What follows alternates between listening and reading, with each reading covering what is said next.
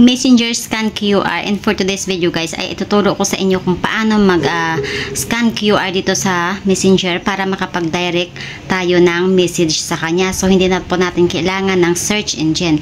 So ang gagawin lamang po natin guys is punta tayo sa Messenger nito. Ayan, for example, hindi natin alam guys, no, at gusto natin mag-send ng message sa kanya. Ayan, tap mo yung tatlong line, and then pagkatapos may makikita kang settings gear dyan sa taas, tap mo yan. And then pagka-tap mo, may makikita kang QR sa taas. Ayan, tap mo yung QR sa taas. And then ito na po yun siya. So kung gusto natin makapag-direct message sa kanya guys, hindi natin kailangan pang pumasok sa Messenger guys, no. Ayan. So ang next natin gagawin ay pupunta tayo sa ating Google. Pagkapasok natin sa loob ng ating Google, dito sa kabilang phone guys, tap mo yung Google. And then dito sa my search engine, may nakikita ka dyan na camera na sign guys, no. So tap mo yung camera na sign. And then pagkatapos may makikita ka dito, search with your camera. Ayan, so tap mo yung search with your camera. Then pagkatapos itututok mo lang siya dito guys.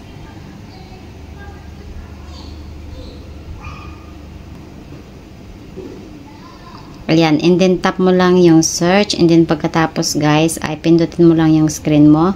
Pagka-pindot mo ng screen guys ay madidirekta ka na ngayon sa Messenger.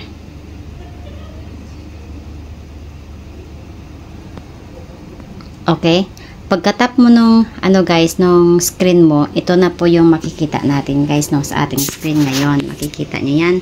Ayan, Aisha scan King Kai's QR code to start this chat. Ayan, so dito naman din kay guys, sa kabilang phone natin, may nakalagay din po dito. Ipakita ko lang sa inyo. Sa loob ng Messenger dito sa kabilang phone,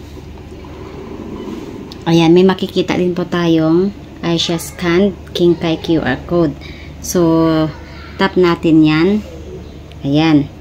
Kaya kung mayroong mag-i-scan ng ating Messenger, guys, no, QR code, makikita din po natin dito sa ating screen. And that's it. Sana nakatulong to sa inyo. And don't forget to hit like, subscribe, and share sa ating video.